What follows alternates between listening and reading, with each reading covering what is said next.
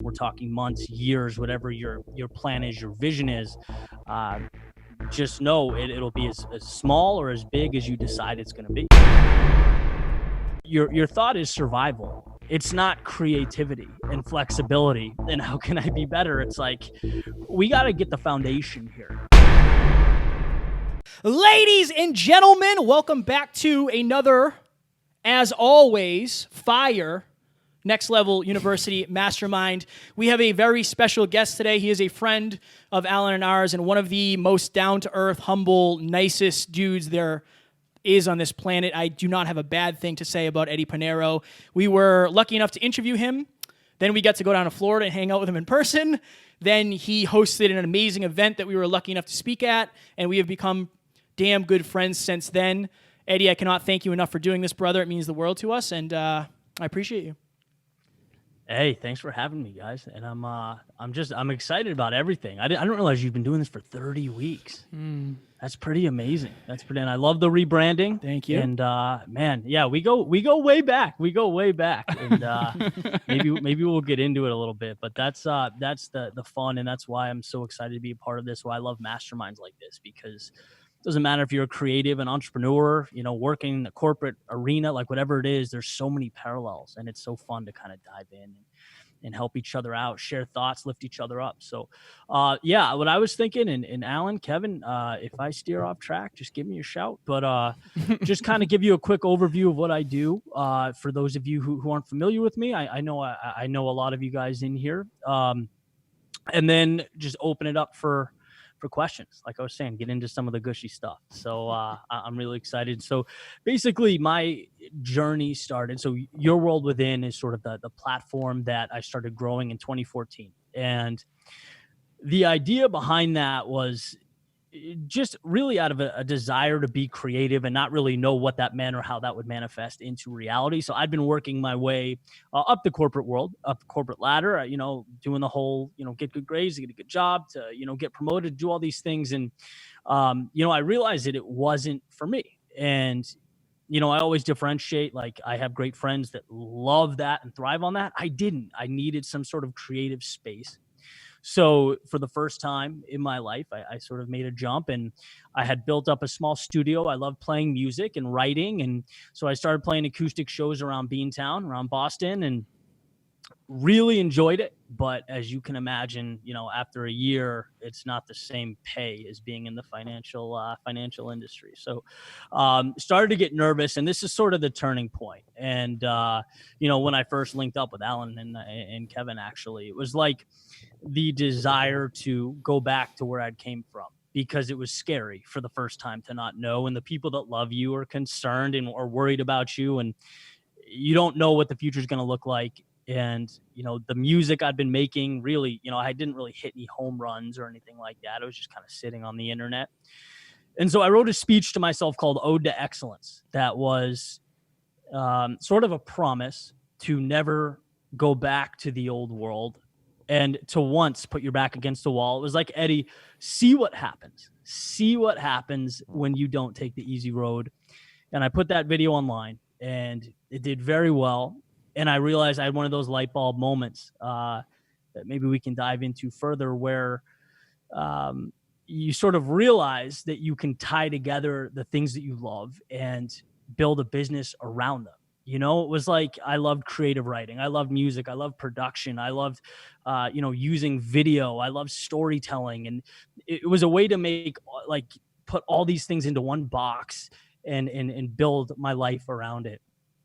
And it just started the most important journey of my life. And, I'm grateful every day that I had the courage to do that, and that I had people around me that helped me do that, which is why, these masterminds, I get so excited. This is everything. I mean, the people you have around you are the difference sometimes, and so here we are. And, I know as entrepreneurs, as I was saying, we have a lot of tie-in to what we're doing. It's why, this is called Not All Who Wander Are Lost, J.R.R. Tolkien, because so much of success is moving forward without really knowing what it's going to look like. And that's so hard, but I remember realizing at one point that no one walks up to you on the street and puts their arm around your shoulder and says, hey, that idea you have, it's going to happen. Hang in there, right? It's all self-driven. It's seeing things. It's quote unquote dancing before the music plays. And sometimes it's just fun and comforting and exciting to hear other people having gone through some of that stuff. So without talking your ear off, welcome to dive into anything else, any questions, any topics you guys want to talk about, anything you're going through. Open book. Let's get our hands dirty. So Amy, we can't see any of the chat. So if anything comes up, feel free to interrupt with questions. My first question, should I just start? Yeah. Eddie, I think you do an amazing job when it comes to bringing confusing concepts down to earth. I think you've always done an amazing job of that. I remember we were sitting in your apartment in Florida and we were having this super deep conversation. And you would be like, yeah, it's like, and then you would just make this like really easy to understand kind of guide for me. And I'm a simpleton, so I always really enjoy that about you. This has nothing to do with the question, just so you know. When you started this journey, did you ever, because we always talk about vision, did you ever foresee yourself as having 34 million views, or at this point it may be more, or was that kind of a process that grew and you pivoted? You always talk about pivots, right? That's a word that for me is synonymous with you. Did you pivot to get to the point where you're at, or was this like your vision? Did you just follow your vision, or how many pivots did you make? A little bit of both, and regarding your first part, I want to touch on it because I think it's so important. It's simplicity is such an important thing, whether you're talking about art or marketing even, right? People look at something for 4 seconds and decide whether it's worth their time or not if you can't be concise. And so the art of storytelling in a brief amount of time, making it emotional, making it impactful, making it relatable, is the difference maker. And that saying, simplicity is the ultimate sophistication. It's something that I think I would advocate we all work towards, to be able to say more with less, regardless of the arena. So I just wanted to touch on that. And then the second piece, yes and no. When it comes to looking at sort of the metrics and the numbers, I kind of, being associated with the self-help niche, I kind of break a golden rule there, like the whole, you can't hit a target you don't aim for. But I like the flexibility and the freedom to pivot. I like changing and doing what feels right. And I know, based on my experience and what I've learned, is I'll do what's right and I'll change and I'll grow. And it's what keeps things fresh. It's why I'm 350 videos on YouTube alone. And it's always something different, I mean, Kevin, we've done some music stuff. Sometimes it's storytelling. Sometimes it's a poem. Sometimes it's a speech. Sometimes it's a documentary. It's just, there's so many ways to get your message out there. And, that's a beautiful thing to me. So I know storytelling is sort of the overarching theme. That's what I consider myself. And that's where I love what I love. That's where my heart is. But when it comes to the avenues with which that happens, we'll see. I love the freedom. We have questions. If I can interrupt you guys. Absolutely, sorry. hammer it. I just want to do a quick pre-frame, Amy. So just so everyone knows, because people weren't in the room necessarily when I first said it. Again, this is a fireside chat. Kevin and I are going to ask questions. Amy and Tiff have questions prepped, but we want to preface this with your questions are the most important. Please put them in the chat. You can message Amy privately or openly, and she'll, ask Eddie. Also, I'm about to go get my notebook, man, because I want to start taking notes on this, and I suggest everyone else does that as well, because I've seen Eddie speak before, again, at Your World Within Live. I've heard many people say that his was the best speech there. And yes, we both did speak. So, that's a testament to him being unbelievable.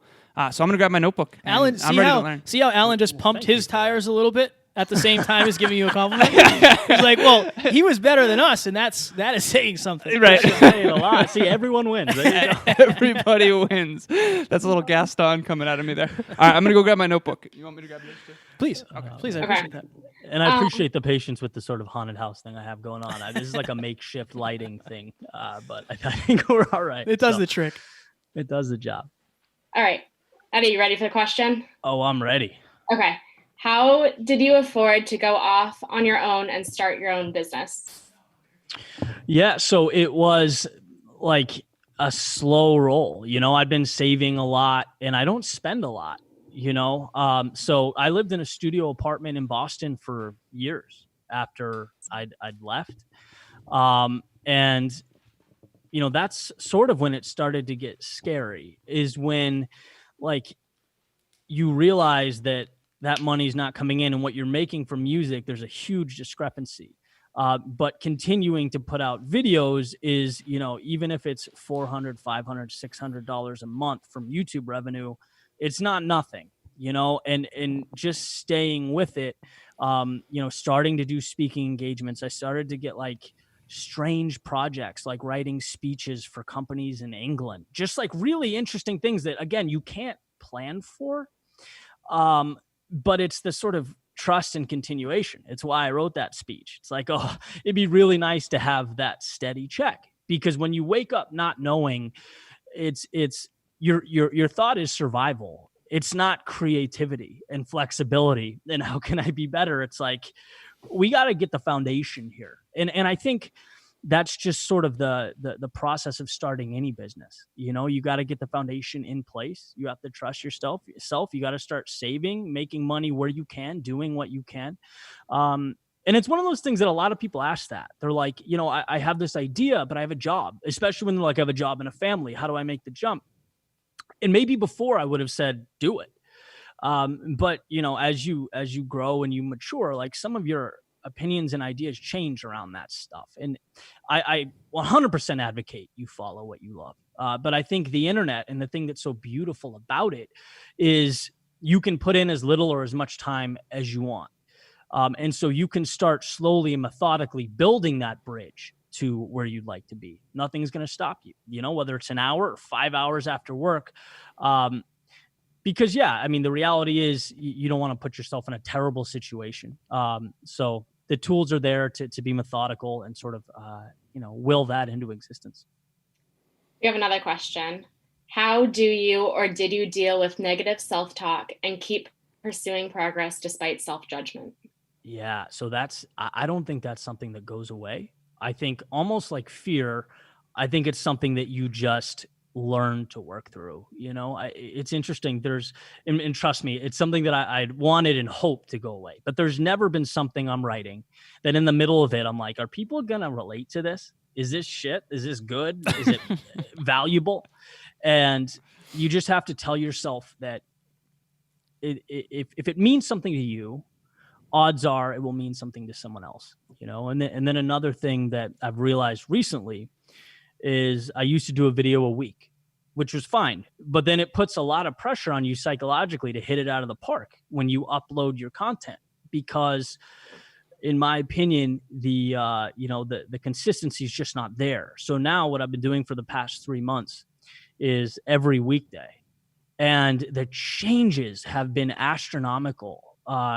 Because one, it just feels like more at bats, and it's like you pour your heart out and you don't even think about how it's going to be received, because you know tomorrow you get another crack at it. And that's really a phenomenal thing. Also, just the reps help you get better and more familiar with your craft. You know, there's some mastery that takes place there. Eddie, I wanted to ask you, and Amy, feel free to interrupt me if you have other questions come through. So you mentioned Ode to Excellence. I've got a bunch of stuff written on the whiteboard here, but Ode to Excellence was your first video. So I remember researching you, finding Ode to Excellence. There was 2 videos. One of them was about basically, if you want an extraordinary life, you're going to have to do extraordinary things. And what's normal is not always what's extraordinary, in terms of like drinking is normal, McDonald's is normal, that kind of thing. But the one that really hit home for me was Ode to Excellence. And what I find fascinating is that after my car accident 5.5 to 6 years ago, I found that video, and that's kind of been, you know, obviously it's your mantra, but it's been my mantra every single day. I've never missed a day listening to that video, sometimes multiple times a day. And I mean it literally every single day, no question. And I guess take us back to what you were thinking when you drew that line in the sand of like, this is what I'm going to do, because that spoke to me so much. And what has that one poem to self done for you? Because people ask me, Eddie, they're like, well, how did you guys do it? How did you stay so consistent? How did you never miss an episode? It really was that line in the sand of like, we're going to do this or die. Can you go into that from your perspective? Yeah, I think it was just realizing that you box yourself in. I mean, we all do in some capacity or another. And the thought is just life's not that scary, And it was like the worst case scenario is usually not that bad. And when it does suck, it's fixable. Most decisions are reversible in life. They truly are. Yet we refrain from going down that road because we don't realize that the upside is always higher than the downside. And that's sort of the whole idea behind Ode to Excellence. It's like there's more out there, but you can't see it. Like it's almost like the little Mario character, right? As he turns, the world kind of like is created with him. Do you know what I'm talking about? Yeah, that looks is absolutely not. Like what you face with the character is what comes to life. Right. So it's like quantum physics. So you're building things as you move through them. And so a lot of people wait. A lot of people wait until they get a green light or a perfect set of circumstances. They wait until, they feel like there's 100% certainty that things will work out. And that just doesn't happen, period. And so without that understanding, you don't get the good things in life because you never get permission. And again, that's sort of the idea. Excellence is seeing things before they're there. So again, you're successful. You're a successful YouTuber. You're a speaker. You have a successful brand. When you got success, what changed? Number one. And number two, how important has inner work been for you? In terms of, I think everybody thinks like, oh my God, 35 million views, he must be living the life. Of course, you're living an awesome life. But I think a lot of that is because you've done the inner work in terms of, getting out of your comfort zone, in terms, looking in the mirror. How important is that inner work that you've done? And what has it been also? Yeah, I mean, that's a really important question. You guys pushed me to read Essentialism, which has been one of the most important books I've ever read. And the idea of cutting away. And it's like as your brand grows and you start making enough income to really sustain what you're doing, it's like you can really ask yourself the question, where do I want to put all my, what basket do I want to put all my eggs in? And so, for example, the first, I think, year and a half of my channel, I composed the background music to everything I made, almost, for the most part. That's like a 2.5 day process, which it's fun and I get to sort of immerse myself in that. But for scalability reasons, it's, being practical, it's a terrible idea.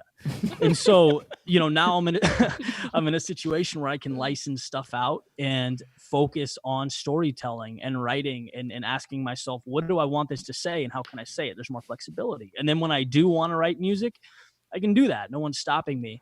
But it's more the freedom and the ability to ask yourself the tough questions that we really don't ask. It's like, what am I trying to give to the world? What is my true value? I used to think it was the background music. It's not people don't care who composes the background music. They care how the words make them feel. And, this is, again, like maturation. It's an evolution in understanding what you can bring to the world.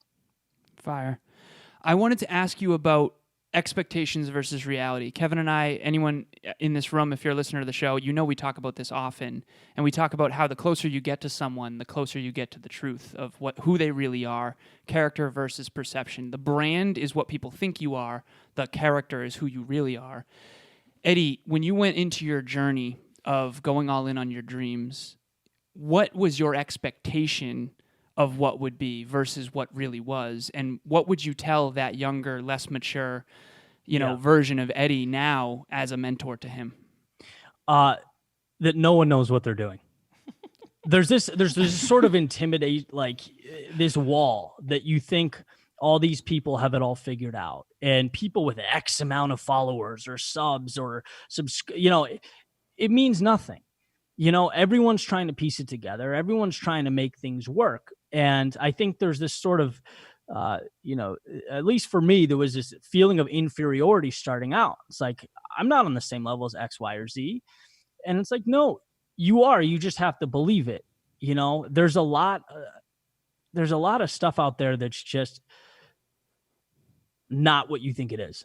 And so to me, that was the most eye-opening thing. Like, it changed the way I look at the word expert. It's like anyone can call themselves an expert, and a lot of people do. And the world sort of, moves around that. And so for me, and I've talked about this in the speech before, when Your World Within Live, you know, when I had one of my mentors say, Eddie, the world's not going to believe it until you are. You know, when he hired me and he said, you're never worth less than this amount. You see yourself differently. That's what it is. You know, the world won't see it until you do. You have to truly believe in something. Starting out, I just think that's such a big thing, because so many people think they're less than or not good enough. And it's like, no, everyone's in that position. Some people believed in themselves enough to carry on, and some people looked around them and said, I can't do that. And, that's the difference. Fire. We have questions. We do have questions. I love that. How far in advance do you have content created, and do you have help editing? Yeah, so that's a great question. I've gone back and forth with this. My buddy Zach would laugh at my answer here, because I'm dying to get a day ahead so that I can put it out at 10 a.m. every day, and I can't. I'm eventually, in the next few days, I'm going to get my ducks in a row and make that happen. But I'm writing the same day, and I'm uploading, and I'm doing all the editing. And what I'm realizing now, this goes to sort of what I was speaking to earlier, is what's the bang for your buck? What do people truly need? What do they value? And the clips and the visuals, they may be important, but again, it's the audio and the message. And so what I'm finding is, high quality audio, high quality story with, just a thumbnail or something, simple, will have the same impact as something that takes 12 hours to edit. And so, you get a feel for what's necessary, what's not. Mm. We have other questions that came through, Amy? Yeah, there's a few more. Okay. How do you cope with being misunderstood when you first started? So that happened frequently. So I would, write things. The thing about writing from your experiences is that it's the truth. I mean, whether it's an up or down, a high or a low, it is what it is. And so, people did ask, right? I've been asked on podcasts where someone has, years ago asked, why should I listen to you? And it's like, well, you don't have to at all. But the reality is, this is what I went through in the process of building my brand and my company, and it added value to my life. And now I'm putting it out there, and hopefully it will add value to other people's. And if it doesn't, I totally get it. If it does, that's great. You can never please everybody. So it's something that you don't really think about. Same with like negative comments and stuff on YouTube. Like, that used to bother me, but it really doesn't now. And I always reference Justin Bieber, because, him being sort of one of the, he's one of the biggest entertainers of our day. And you go look at his YouTube page, his YouTube videos, like half of it's just being dragged under the, people are saying awful. He doesn't care, right? That's par for the course. So it's just, how do you get what's valuable to people that need it? Everything else is noise and nuance, and you really learn to look past it. Fire. What's your favorite video you've made, and why? Mm-hmm. Rabbit hole. Oh, Dex. Rabbit hole. Rabbit hole was fun. Rabbit hole's a top 3. That was fun because it was like spoken word rap. You like guys, if you haven't listened to this, like, I'm telling you, you got to listen to it. It is the best thing. I listen to it in the gym. All the time. It is fire. It really is fire. Okay, I'll stop. I've got it on one of my that, playlists on YouTube. Dude, it's awesome. That's awesome. Yeah, it was fun. I mean, it's an example of just going out on a limb and being a little ridiculous, and you end up with something that you really enjoy doing. And every once in a while, I go back to that style. It's fun and it's engaging. Probably Chasing Fireflies is my favorite, I think. Because it's the idea of not losing that inner child, like talking about little kids running around at a park and just seeing how carelessly they ran around chasing these little bugs. And like, it seems so trivial and stupid. It's like, how is that adding to their lives? Right. That's the way that, you know, if it was an adult, you would look at that. And then you realize there's something precious about it. And it's those of us that sort of maintain that childlike curiosity that I think are able to have the biggest impact, live the happiest lives. You know, there's no rule that we have to put that away, you know, when we graduate high school or whatever it is. And so that's probably it, because it's intertwined into so much of what I write. Eddie, I have a question for you. Amy and Tiff, I also want to give you two space because I know I asked you to prep questions as well. But Eddie, on a call that we had, a mastermind, me, you, and Kevin, not long ago, I believe you were in Virginia, and you basically said, guys, I've tried so damn hard to give a shit about money, and I just don't. I know. And you and I are both very mastery driven. We care about the craft very much. I know Kevin does too, but I think he's a little farther along on the wanting money thing. Yeah, for sure. Which I think is valuable. As a business owner, you don't need to want money, but you need it. You need it. Right. Right. Money is the lifeblood of the mission, and I've had to learn that the effing hard way. And I know you have too. Can you talk to us a little bit, because we got a lot of future business owners here who probably feel the same way. Talk about your relationship with money and how that's shifted over the years. Yeah, for sure. I think it's a multi-layered question. I believe that when you do what you love for long enough, eventually that evolves. You know, like I fine financially. Am I a multimillionaire? No. Right. And, you know, I have some mentors in my life that are amazing people, very financially successful, and, you know, have done a lot to sort of help me put those parameters in place. You know, and so I talked to you right after this sort of experimental period where, you know, I was doing more marketing and I was making videos and making courses and doing these things that were fine, but they weren't me. Like, where I'm happiest is writing something that means something to me at my desk and then bringing it to life in some way. And when I put that aside, it doesn't matter what the upside is, because I hate it. Like, I hate not having that and that not being the crux of my life. And again, it's different. And it goes back to that other question. Like, I don't have that luxury if we're talking 6 years ago, right after leaving my job. You know, you have to do what you have to do. But at this point, the way I view it is, I'm going to play the long game. And I'm going to keep doing this. And I'm going to keep building little by little and adding value little by little. And I trust in the process and I believe in it. And I'd rather do that than, you know, have Facebook marketing videos everywhere. It's just not me. And it's not I'm not saying it's wrong. A lot of people do it, love it. They're successful with it. Good for them. I'm 0% marketer in me, for better or worse. So I'm in love with the creative process. Fire. I think we had another question. Yeah. Mm-hmm. What have you learned about yourself in this journey that has surprised you? Something you didn't know about yourself before? Ooh. I guess just how much I could do when I was disciplined, like how much time is in the day. I think, you know, that's been an important light bulb to go off, because, you know, when you think about it, going from, you know, and we're just talking YouTube right now. That's sort of the parameters that I'm in. You know, one YouTube video a week to one a day, and not losing much flexibility in my day. It's like, that's incredible. How much can we do?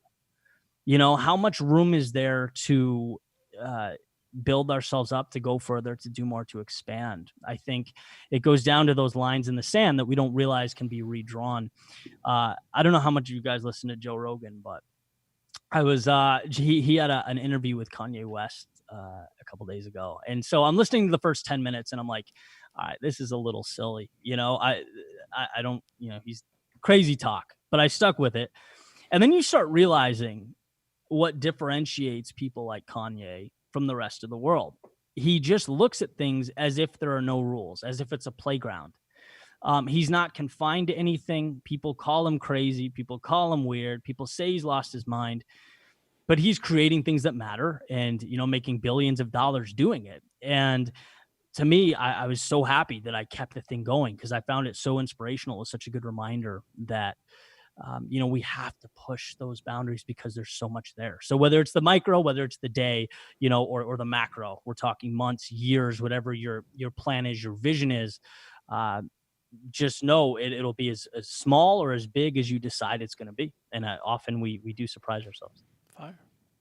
What is so I write a little music, as you know. We recorded a couple songs in Florida together, which was, guys, I literally I think after the first interview, was it 67? Episode 67? I don't know. We interviewed Eddie virtually, and I said to Alan, I'm going to record a song with Eddie, like, mark my words. And we were down in Florida. We lived in Florida for the month of December a couple years ago, met the amazing Alex Hinkle. I think he's in here somewhere. But Eddie and I did a couple songs. So we manifested that. What is your creative process for writing? Because your writing is not like, it's so deep, it's so intricate. There's always an amazing lesson. There's always an amazing story. It's so beautifully composed. How do you come up with that? Especially, like, you ever wake up in the morning and just say, like, I'm not really feeling it today. Like, what do you do to keep that consistency up? Yeah. Well, first of all, I appreciate it. Thank you for that. Of course. So that used to be an excuse, and believe it or not, that's been a big shift. You know, the war of art it really does a nice job articulating that. It's like there are days when you don't want to, but it's war. You know, you have to sit down, and you have to, even if it's terrible, you just have to put yourself out there in some capacity and sort of see what happens. Regarding the process, you know, the emotion is the most important thing. Human beings aren't rational. We're emotional. And you'll never get someone to act by telling them.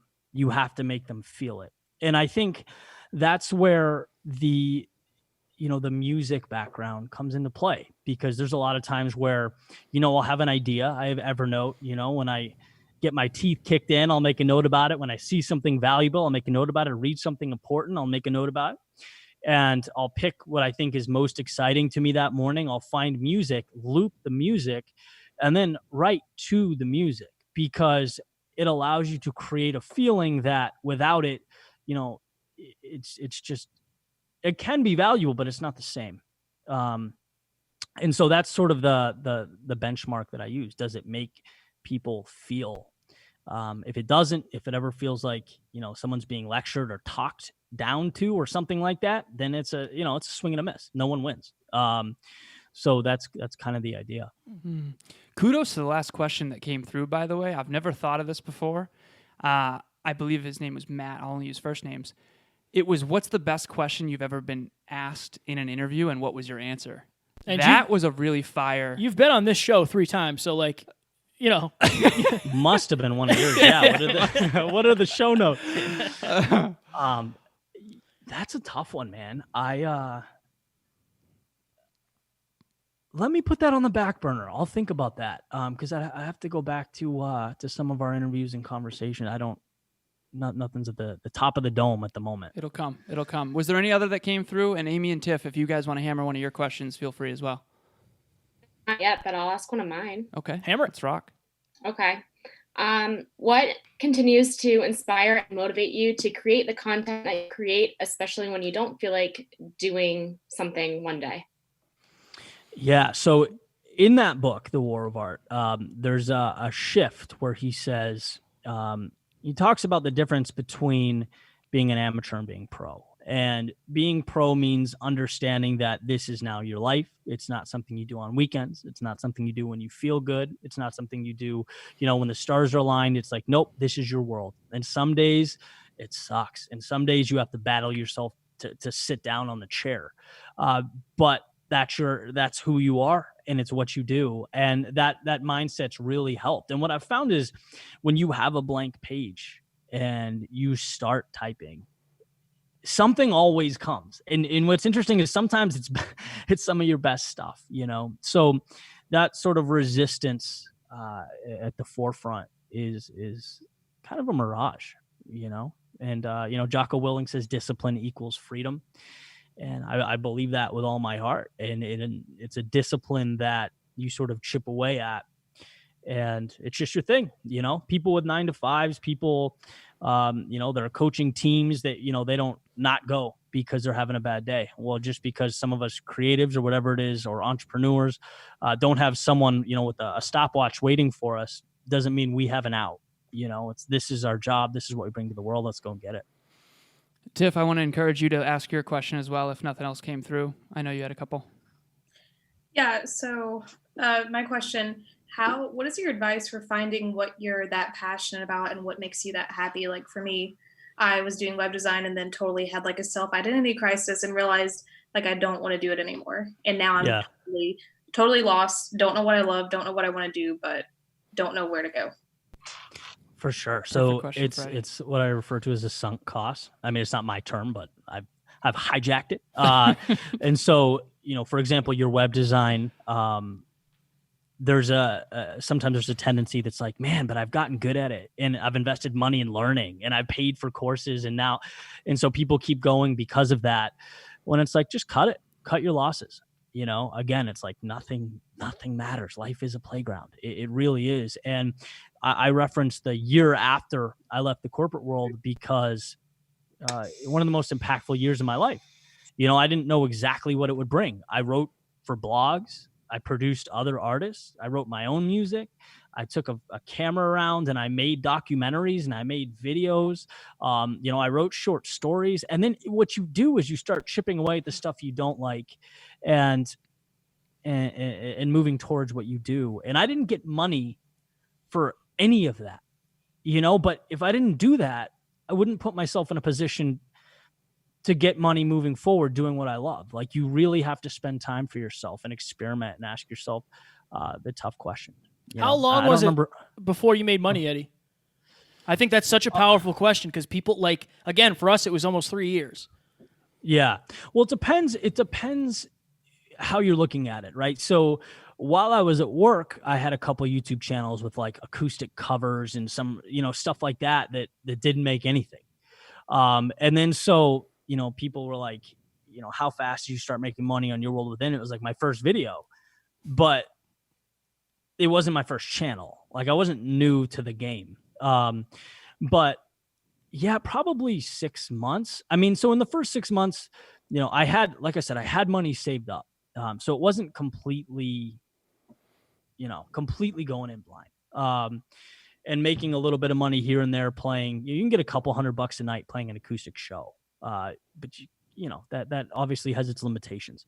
So I would guess maybe 6 months in, when YouTube money, plus some of the freelance stuff that I didn't really know yet how to put out there. It was just coming to me based on people that saw my YouTube stuff, again, speech writing, making videos for people. That's when I'm like, oh my God, like I can do this. And if I scale it and I'm methodical about it, I can live comfortably doing this. And that's kind of how that worked. The best thing about YouTube that a lot of people don't talk about is, they look at the AdSense and they think, how much you making per click and all that stuff. And that's great. It's icing on the cake. The beauty as a business owner or someone with a brand is if you're seen 25,000 times a day, that's the best marketing you can have. People are going to, hear what you say and reach out and, there's that's the most important part, the credibility, the inquiries, as you sort of make your way through that. Now, again, like that AdSense was not anything to scoff at when I started. It was the world. It kept me afloat.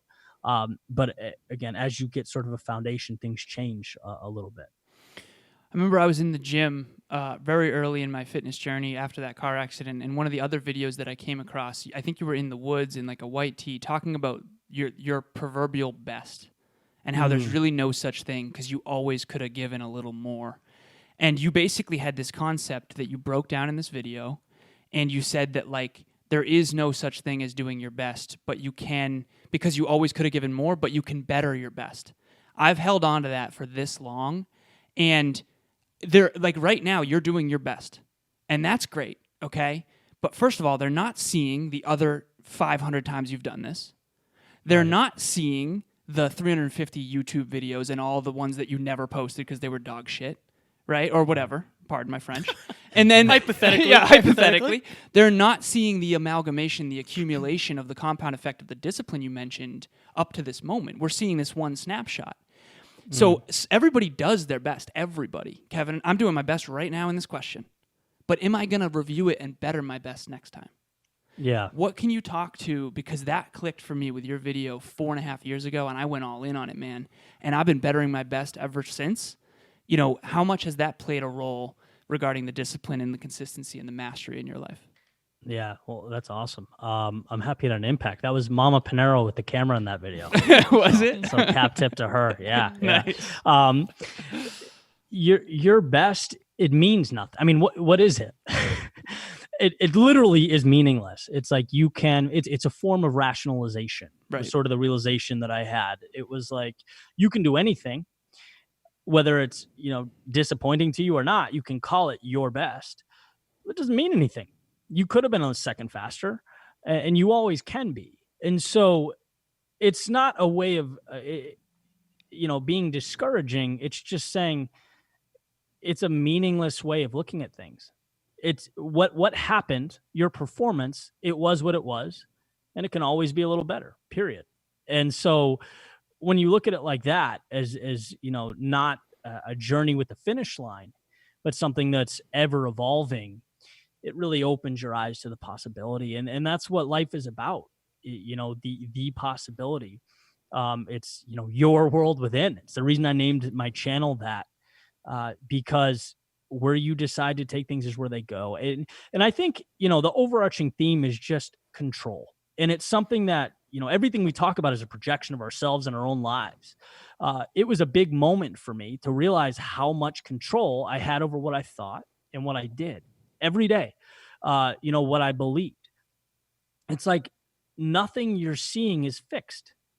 The people in your life, if they're not making you happy or adding to it, don't be around them.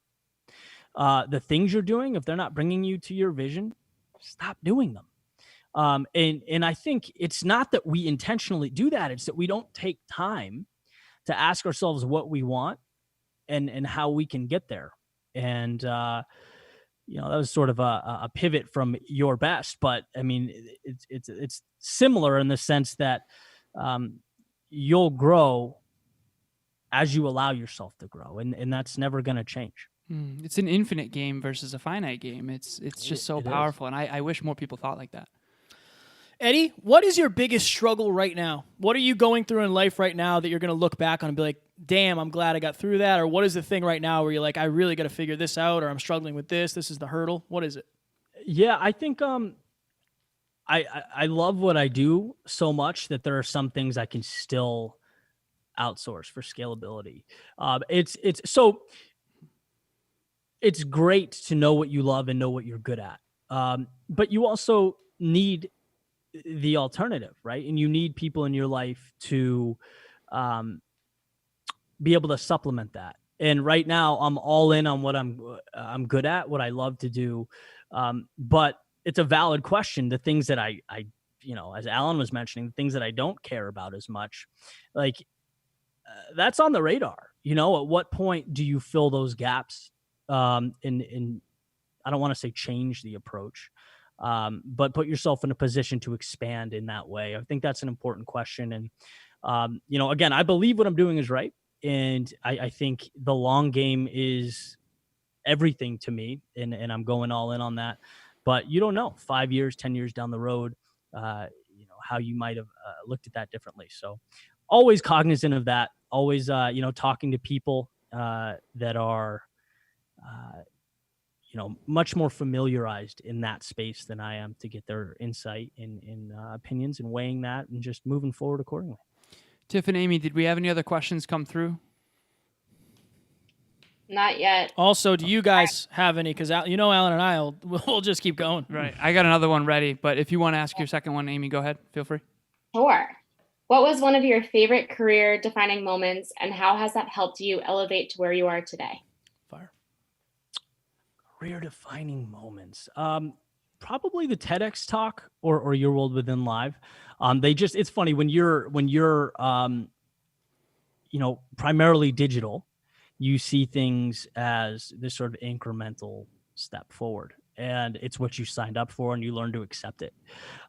And then when you have something like that sort of puts things into perspective, and you see faces in the stands or in the seats, and people come up to you and you get to talk and have one-on-one interactions, it's a different feeling, and it's really an exciting, fun, it's like a breath of fresh air. So yeah, I would say those two, the TEDx talk or the Your World Within Live. Fire. That's fire. So, Eddie, one thing I want to ask you, and a lot of the listeners know that I talk about this often, the long game, and how I've always really tried to focus on that. That's been my focus, literally, for as long as I can remember. And I don't know where I got that. But one thing I do know is that I've always felt very misunderstood because of that. And I often say, like, if you're trying to change history, or you're fighting for something 30, 40, 50, 60, 70 years down the road, and not everyone else, but other people are trying to have fun today, you're going to seem like a weirdo. And I use the analogy of, you've heard the Chinese bamboo that takes 5 years to break the surface, and then in 2 weeks it's 200 feet tall. And so imagine, you leave corporate, right? I know you went to Holy Cross in Worcester. I'm from Worcester. And, you have a lot of people that are long vision, a lot of people that aren't, and you're friends with all of them when you're young because you don't know how to differentiate at this point. And you're out there waking up every day at 5 a.m. going to water this patch of dirt that only everyone else sees as a patch of dirt, right? Yeah. And you have this long game vision that you just know in your heart of hearts is going to be there, even if the way you go is, again, not all those who wander are lost. Why? Because you know where you're headed, at least a direction and a destiny. So how did you deal with the quote-unquote haters, or the people that were like, why are you watering that patch of dirt, man? It's never going to happen. Or even just the people who love you that are like wondering and questioning you. Because I feel like I've always had to kind of defend myself, and it's not till years later they go, oh, wow, he did say that would happen. How did you deal with that? Yeah, it's a great question. I mean, impact is my goal. And, I understand that, you look at Gates, you look at some of these people, they disappeared for a decade before they came out and brought something to the world. And I feel like it's required, and you have to be so good at what you do that there's a reason people listen to you. There's a reason you're able to add value. It's because you showed up before people were there. And that's why it's so important to me. I'm not doing it to do it. I'm doing it to be, the 1%, the best in the world at it. That's what drives me, and what I'm moving towards. And, that's why I look at some of these things now, or, people asking me to advertise water bottles on my channel. I'm like, no, I appreciate it, but it means nothing in terms of where I'm going. And I want to be completely aligned there, in terms of like, the people around you, because that is hard, when it's like the people that love you most that have the most difficult time with it. It's like, wait, you're making videos in your boxers, you just quit your job, like what are you doing? Right. And but I've been very lucky that my family has had my back, and it's just really an incredible thing. I use the idea, I think we've talked about this before, the idea of the hospital room. It's like, if you're sick, and this is kind of a morbid, metaphor, but it hits the point. If you're sick and you're in your hospital bed, who's going to show up? Who's going to walk into the room and sit down next to you and talk to you? And the reality is, not that many people, not as many as you see every day, right? And so why would you weigh any of their opinions, period? Like, those people shouldn't even be on the radar. Or if you're talking about people that don't know you, the advice of people that haven't done what you've done, or it's just, you have to be very protective of your world and the shell in which you operate, because it's like I was talking about simplicity. It's like, where you're going, what matters to you, and where you are. There's a line, and everything else is just, all it does is distract. And so if you can mitigate that stuff, power to you. Amen. What's the most impactful? So I'm sure you get a lot of mail, you get people that reach out to you. What is the most impactful message that you've ever gotten about a piece of your content, and how did that impact you? There's been a few. So that's always a really cool thing, because again, I know we're preconditioned to look at numbers.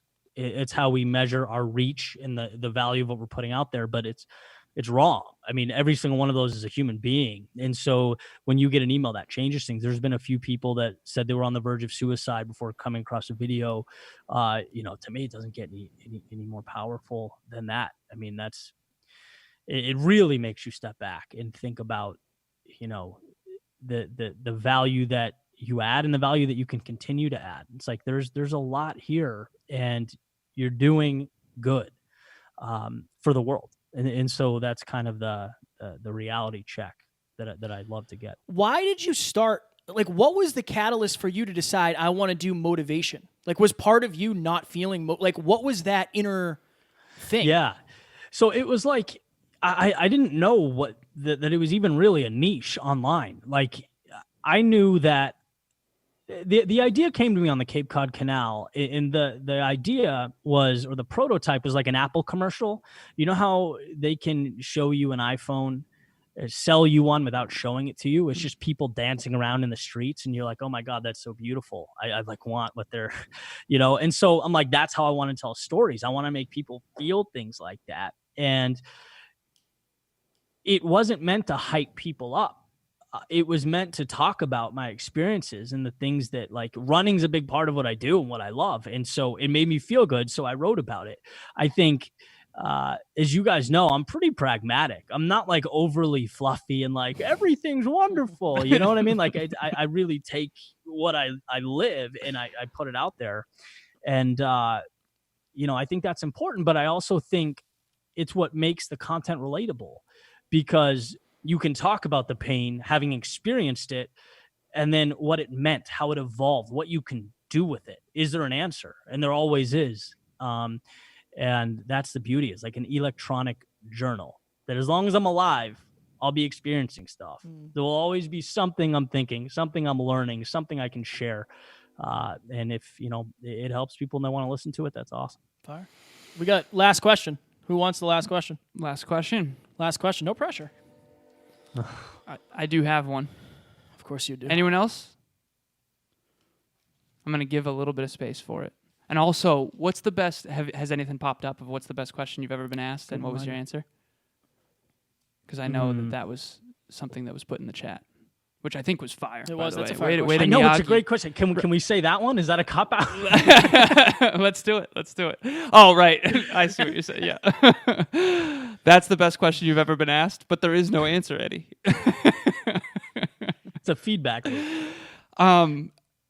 If something pops up, that's great. I wanna ask you about your toughest times on this journey.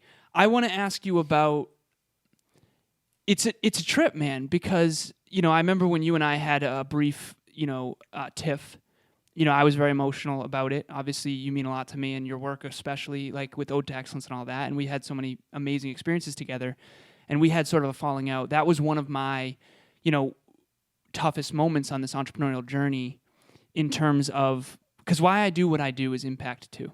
And, even prepping for this, like Eddie and I were back and forth about what do we want it to be? Do we want it to be a speech? Do we want it to be a Q&A? And I said, honestly, Eddie, all that matters to me is what you think is going to be most valuable to the listeners.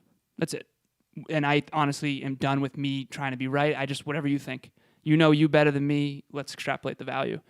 So my question for you is, I've had some tough moments, for sure, of maybe being misunderstood. But in every single one of them, I learned something about myself, and I learned something about other people. And there was always something to learn in it. And I remember when I asked Kevin, why he thought that you and I struggled, he basically said, you just haven't learned the lesson yet. And the lesson is that he's looking at the friendship from a different angle than you are. And, in those tough moments, I go back to why I do what I do. And I have a purpose prayer that I say. What do you do in those tough moments where you're really, really struggling? And yeah, a lot of people think you're awesome and you're successful, and you have a lot of the outer results that a lot of people want, and I do too, and that's great. But when you're alone, emotional, crying by yourself, wondering what to do next or what the right answer is, what's your go-to? It's usually running, walking, talking to people. I don't know why Siri's popping up here. Running, walking, talking to people that I care about. it's understanding, and hopefully I'm not being corny here, but I mean, it's what I always attempt to go back to, is that no matter how dark the moment is, and yeah, when you're an entrepreneur and you don't know what you don't know, like, it's just, it feels dark. It's hard to not have the answers laid out in front of you and have to sort of stumble your way through it. I totally lost my train of thought.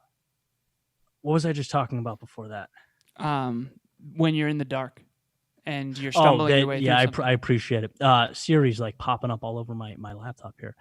It's like the understanding that it's a light switch away, and it's whether it's one small thing, talking to someone, a quick win, calling an old friend, like, it's the little thing that sort of compounds that it just makes you feel good and makes you realize that life's not as bad as you think it is in that moment. You know, finding a way to sort of step outside of that world. And, you know, Alan, when we were talking, you know, we sort of talked this through a few weeks ago. That's what it took for me, you know, at one of my low points, to go to North Carolina, where, you know, I don't want to say the middle of nowhere, because it's a stretch, but it's not that far of a stretch. It was like a chance to really get away, ask myself what mattered, you know, and what I wanted out of life. And when you're that far back, that far removed, you can kind of see what you've done and ask yourself, well, why? Why did I do that? You know, is it worth it? Is it valuable? I was wrong there. I need to do more of this. And that clarity was super important to me. And, you know, without that, you know, maybe we're not chatting. I don't know. You know, it's just like, we can be so bogged down by things that don't matter when we're in this sort of world of chaos and confusion, and sometimes even hurt, that you have to realize you can step out and find that one thing to just get you back on the right track. Because I do believe it's always within an arm's reach. I appreciate that. It meant the world to me when you reached out and we reconnected and apologized, and now we're better than ever, man. So again, thank you so much for doing this. I know we're out of time. We are out of time. Eddie, where can people find you? YouTube channel, website, where can people consume your content and, you know, binge it, because it is the best ever of all time? Yeah. Well, hey, man, appreciate you. yourworldwithin.com or youtube.com/yourworldwithin. All my videos are there. And I just want to say, guys, what an honor it's been to hang out with you guys and, you know, chill with the Next Level University Mastermind crew. We appreciate really you. A cool thing to experience. And if you ever want to reach out, you know, feel free. I'm probably most responsive on Instagram at I am Eddie Pinero. So my messages are there. If you ever want to shoot me a message, I'm happy to hear it and get back to you. Fire. Eddie, we got to touch base soon, man. Thank you so much for doing this. We love you, awesome. man. So much love for you, brother. Appreciate right you. back at you. Take care, guys. Talk soon. Thank you, everyone, for attending. And if you have any questions, please reach out to someone on the team. And as always, we do not have fans. We have family. Talk to you soon. Bye.